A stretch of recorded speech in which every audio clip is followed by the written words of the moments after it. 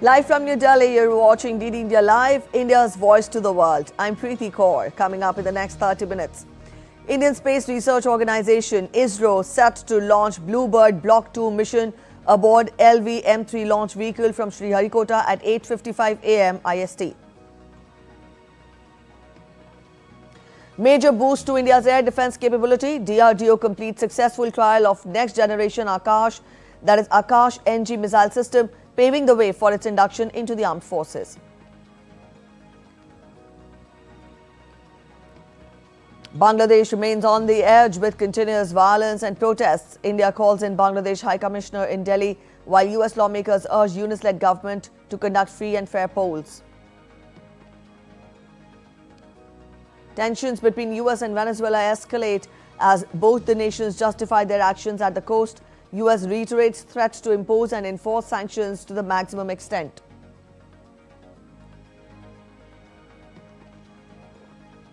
And in cricket, India beat Sri Lanka by 7 wickets in the second Women's T20 International to take a 2-0 lead.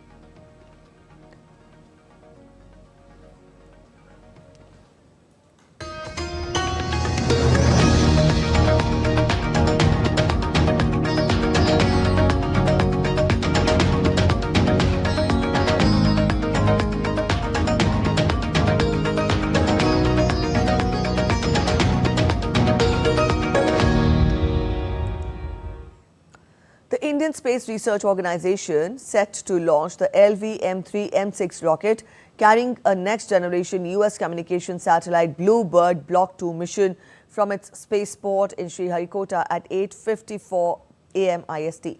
Now, this mission marks the 6th operational flight of LV-M3.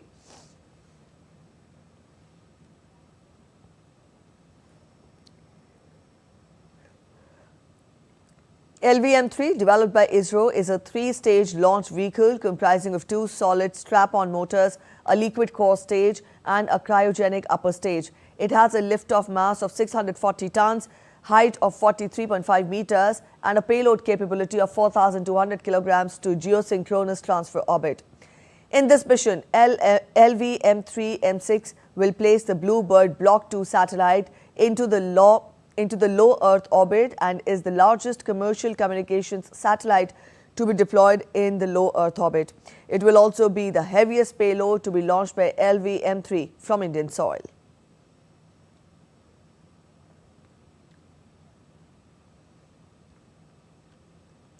In its earlier missions, LV-M3 successfully launched Chandrayaan-2, Chandrayaan-3 and 2 OneWeb missions carrying 72 satellites. Now, the previous launch of LV-M3 was the LV-M3-M5 CMS-03 mission that was successfully accomplished on 2nd of November this year. Vinod Chandran is joining us from Sriharikota to get us the latest. Vinod, good morning. We tell our viewers about the important mission by ISRO. You tell us, is the stage all set? ISRO is set to launch the LV-M3-M6 rocket. Vinod, are the preparations all in place? Good morning to all. Yes. The ISRO is all set to launch its Yes, the preparations are all in the place and the countdown has already begun for the launch from the second launch pad at Sriharikota Space Center at Satish Dhawan Space Center in Sriharikota. The launch is scheduled to happen at 8:54 a.m. today morning. The ISRO is all set to launch its LVM-M6 carrying the BlueBird satellite into the low Earth orbit, and it is one of the heaviest commercial satellite to be launched into the low Earth orbit, and it is also one of the heaviest satellite to be launched from the Indian soil also. And for this, all the preparations have all been prepared, and the countdown has already started, and the launch is scheduled to happen at 8:54 a.m. today morning. Yes, Vinod, this will be the 6th operational flight of the launch vehicle. Help us understand, why is BlueBird, the launch of BlueBird 2, a milestone for ISRO's commercial space push?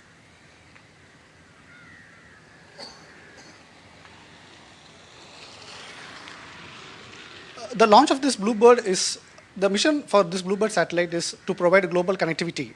it's not only about global connectivity, broadband connectivity, it is also about, it is one of the heaviest communication satellite weighing around 6,100 kg to be launched into the low Earth orbit. And for this, they have banked upon the ISRO's reliable LMV vehicle, LMV-3 vehicle. And LMV has already demonstrated its launching capability by launching already 8 missions. And the last one, which has been launched in the month of November, was around 400 kg. And it's test for ISRO's latest mission to launch the BlueBird satellite into the orbit. All right, Vinod, so we'll wait for the launch. Thank you so much for joining in with those updates from Sriharikota. And India has successfully conducted user evaluation trials of the Akash Next Generation called Akash NG air defense missile system, paving the way for its induction into the Indian Armed Forces. The success has added another feather to the country's indigenous defense capabilities.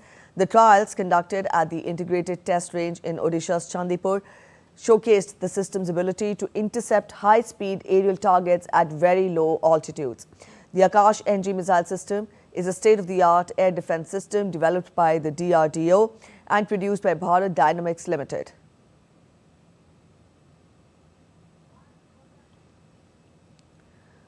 The Akash NG missile system consists of several advanced features, including an indigenous radio frequency seeker, dual-pulse solid rocket motor, and fully homegrown radars and command, control, and communication systems. Now, these features enable the system to detect and engage high-speed, low-altitude, and long-range high-altitude targets with high precision. The Akash NG missile system has showcased impressive operational capabilities, including the ability to engage up to 10 targets simultaneously with a firing rate of 1 missile every 10 seconds. The system can also be deployed in various configurations, including mobile and fixed installations, making it an effective defense system against diverse aerial threats.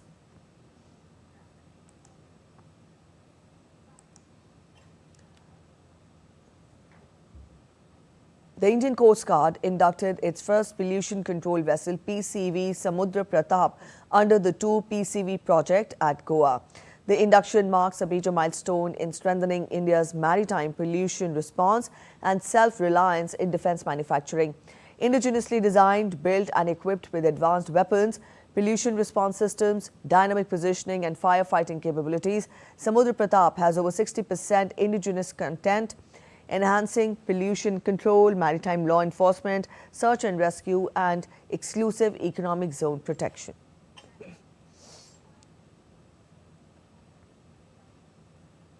Bangladesh remains on the edge following a spate of violent incidents, including the lynching of a Hindu man. The developments have triggered protests in India and around the world, intensified political sparring, and raised fresh concerns over law and order as Bangladesh heads to a crucial election.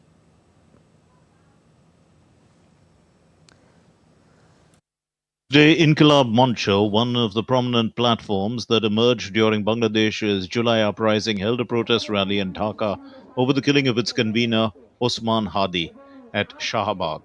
The group demanded that those responsible be brought to justice before the 13th national election and the proposed referendum, warning that impunity would undermine the democratic process. Bangladesh Nationalist Party blamed the Yunus-led interim government for deteriorating law and order situation in the country. Addressing a press briefing, BNP Secretary General Mirza Fakhrul Islam Alamgir alleged that dangerous conspiracies by certain quarters are obstructing the path to free and fair elections. Minorities in Bangladesh are poor victims of this unrest. In their support, protests were held in different parts of India. In the national capital, members of the Vishwa Hindu Parishad staged a protest outside the Bangladesh High Commission, while in Kolkata, hundreds of demonstrators marched towards the Bangladesh Deputy High Commission, condemning the violence and demanding accountability. We've seen demonstrations against the Bangladesh High Commission this morning also, 2 days ago also, and also demonstrations against the Deputy High Commissioner of Bangladesh office in Calcutta and also in Bhopal and other places. So it is a very difficult situation because all this time, we kept taking it up with the Bangladesh people, we kept telling them, but they would not actually, do anything about it. So now it's like, a very, very strong and powerful reaction. With political tensions rising, street protests intensifying, and concerns mounting over security of minorities, Bangladesh's fragile transition is facing its toughest test yet, even as the clock ticks towards elections. Bureau Report, DD India. Amid the growing unrest in Bangladesh, India called in Bangladesh High Commissioner Riaz Hamidullah to express grave concern over a series of incidents targeting Indians and diplomatic missions. This is the second time the Bangladeshi envoy to India, Hamidullah, was called in by the Indian government amid tension between the two countries following violent anti-India protests in several parts of Bangladesh.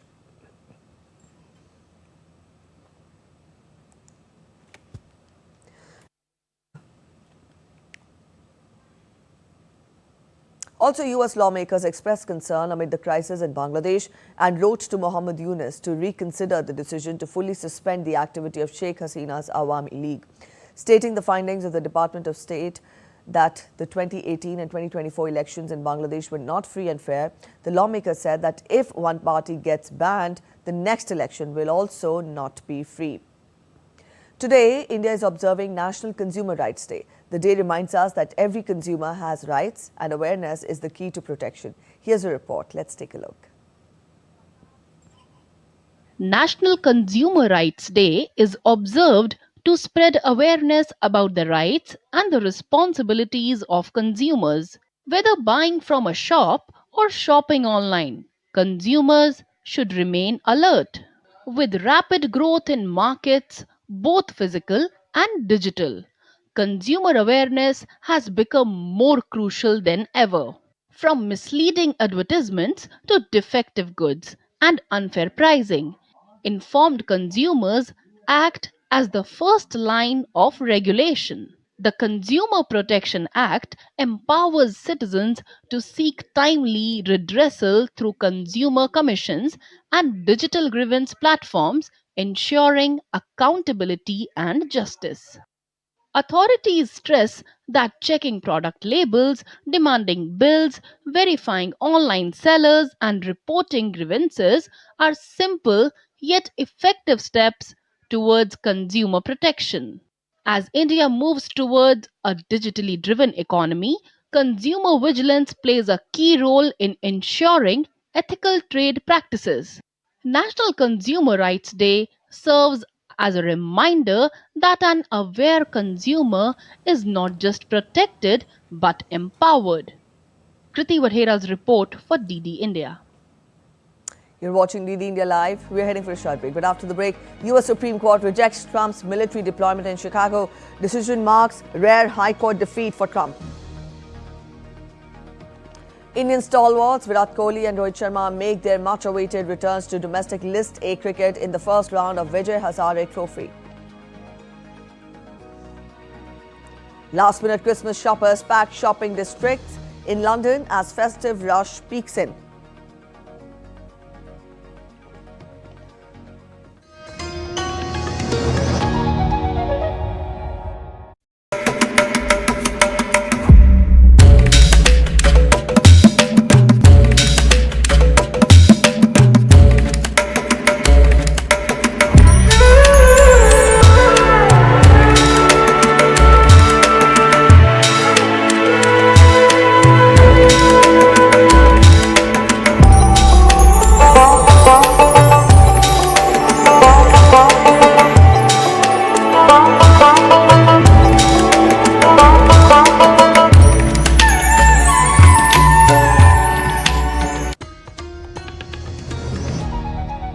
Welcome back after the break. You're watching DD India Live. Venezuela's parliament on Tuesday approved a measure that criminalizes a broad range of activities that can hinder navigation and commerce in the country, such as the seizure of oil tankers. The bill, introduced, debated and approved within 2 days in the National Assembly, follows this month's seizures by US forces of 2 tankers carrying Venezuelan oil in the international waters. The bill calls for fines and prison sentences of up to 20 years for anyone who promotes, requests, supports, finances or participates in acts of piracy, blockades or other international illegal acts against commercial entities operating with the country. The bill will be sent to the executive for approval and will take effect once published in the official gazette. Venezuela's political opposition, including Nobel Peace Laureate Maria Corina Machado, has expressed support for Trump's Venezuela policy, including the seizure of tankers. Meanwhile, the United States told the United Nations on Tuesday that it will impose and enforce sanctions to the maximum extent to deprive Venezuelan President Nicolas Maduro of resources. Venezuela, backed by Russia and China, requested Tuesday's meeting, the second held in the escalating tensions. The Security Council first met in October when the United States justified its actions as consistent with Article 51 of the founding UN Charter.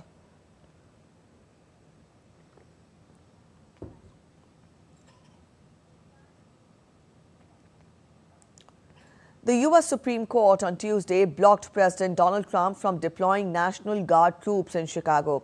Trump has claimed the National Guard is needed to combat crime and to protect immigration agents and facilities in America's third largest city. Trump ordered troops to Chicago, the third largest U.S. city, and to Portland, Oregon, following his earlier deployments to Los Angeles, Memphis, and Washington, D.C. The U.S. Justice Department had sought to allow the deployment while the case proceeds.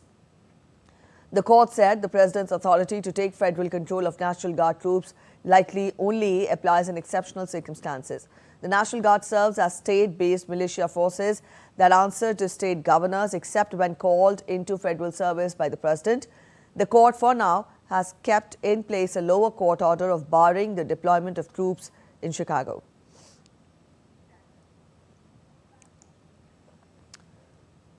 Let's get to updates from Ukraine-Russia conflict. Now, Ukrainian forces have pulled out of the eastern town of Siversk as Russian troops wage a battlefield offensive aimed at threatening key cities critical to Ukraine's defenses in the east. The fall of Siversk comes with Ukraine under U.S. pressure to quickly negotiate peace in the nearly 4-year conflict triggered by Russia's invasion and puts Russian forces closer to the hub of Sloviansk. Sloviansk is a northern anchor of the so-called fortress belt of cities in Ukraine's heavily industrialized Donbas region, which Russia has demanded Kyiv cede before it ends the conflict. Ukraine's general staff said that it had withdrawn soldiers to pressure lives and resources. Russia said earlier this month that it had captured Siversk, whose pre-war population was around 10,000, a claim Kyiv had denied.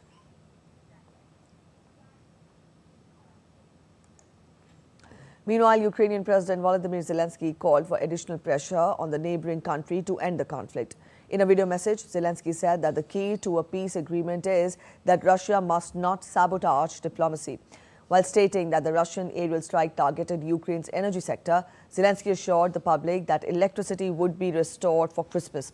Russia's missile and drone attack on at least 13 regions triggered widespread emergency power cuts.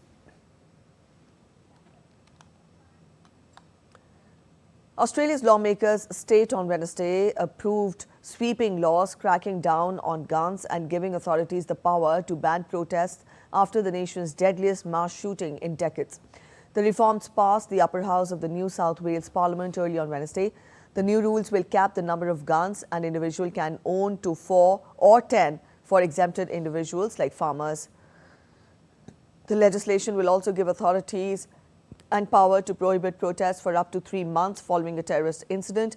The government of New South Wales, where the shooting took place, has recalled its parliament to introduce toughest firearm reforms in the country. Late father and son Sajid and Naveed Akram are accused of targeting a Hanukkah event on Sydney's Bondi Beach, killing 15 people. Australia's federal government is at the same time pushing for new laws, creating an aggravated offence for hate preaching, penalties for those deemed to have sought to radicalize minors, and a new register for allegedly extremist groups it will become illegal to join.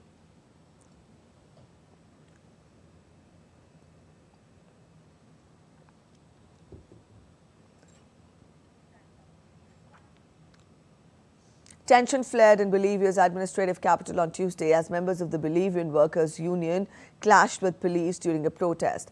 The protesters demanded the repeal of a recent government decree that scrapped fuel subsidies and triggered sharp increases in transport fares and basic goods.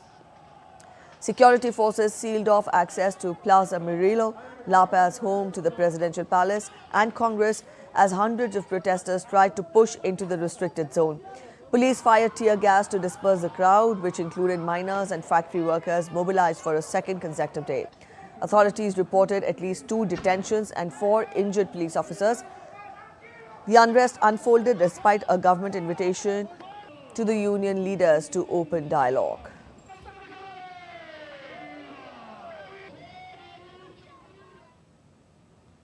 The head of Libya's armed forces and 4 other high-ranking military officials died when their business jet crashed shortly after taking off from Ankara, Turkey. The wreckage of their Falcon 50 aircraft was located by Turkish security personnel at the Hemana district near Ankara. 3 crew members were also killed. Libya's Prime Minister expressed deep sadness and sorrow on the death of Libyan Army Chief of General Staff, Lieutenant General Haddad. Haddad earlier held talks in Ankara with Turkish Defense Minister Yasar Gulay and his Turkish counterpart and was returning to Tripoli. The aircraft issued an emergency landing notification near Hemana, but contact could not be established. A senior Turkish official said the plane requested an emergency landing because of electrical failure 16 minutes after it took off.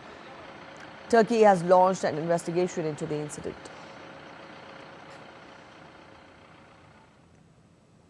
A state trooper from Delaware and a suspect were killed in an active shooter incident. The shooting occurred at the DMV in Minquadale, prompting an immediate law enforcement response and the evacuation of the area. Authorities say the situation was brought under control, but both the trooper and the suspect were pronounced dead.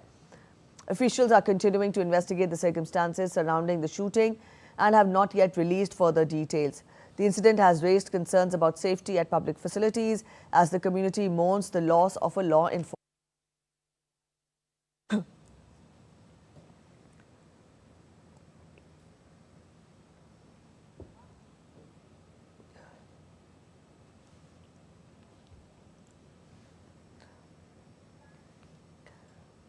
Updates from the world of business now. French lawmakers passed emergency legislation on Tuesday to keep the state running in January until a proper 2026 budget can be approved by the deeply divided parliament. Prime Minister Sébastien Lecornu rushed to submit the legislation late on Monday after lawmakers from both the houses failed on Friday to hammer out a compromised 2026 budget text over divisions about spending cuts and tax hikes. The law, which was adopted unanimously in the lower house and in the Senate, allows the Senate to roll over 2025 spending limits into the new year and to collect taxes and issue debt.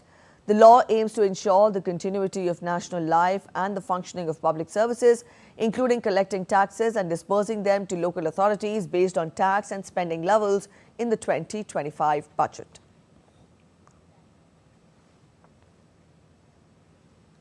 Silver extended its record rally on Tuesday, breaching the key $70 an ounce mark, while gold and platinum also touched historic highs. Spot silver rose 3.2% to $71.22 per ounce after touching a record high of $71.49 earlier.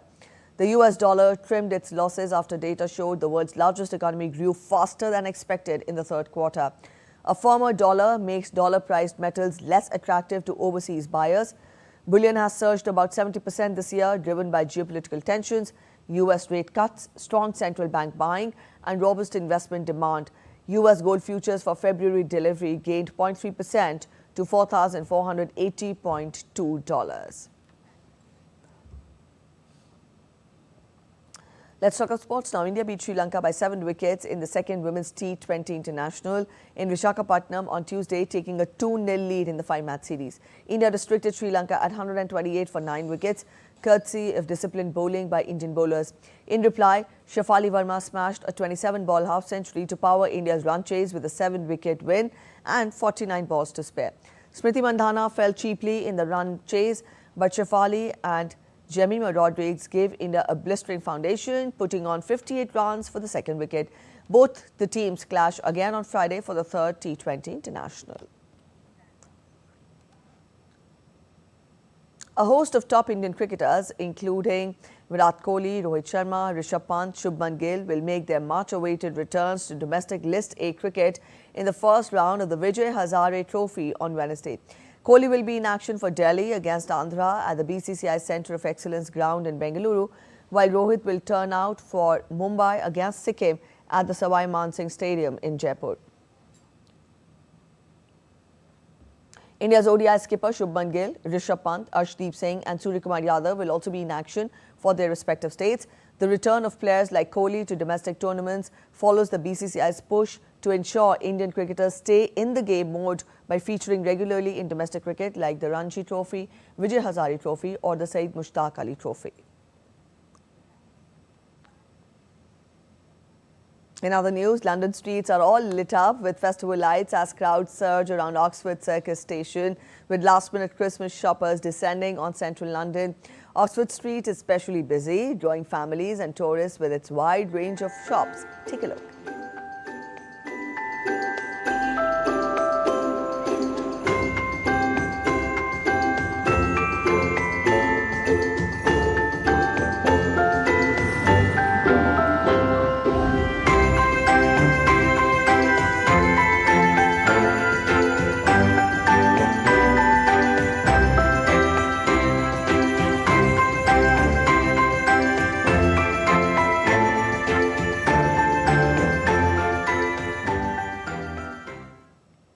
On those beautiful visuals, we'll end this edition of DD India Live, but let us know your thoughts on the news of the day. For those of you on the go, you can get all the latest news and updates from India and across the world on the DD India mobile app. This app is available on both Android and iOS platforms, and you can download the respective QR codes. We'll be back with more news as it breaks here on DD India. I'm Preeti Kaur signing off, and from all of us here in Delhi, thanks for watching DD India Live.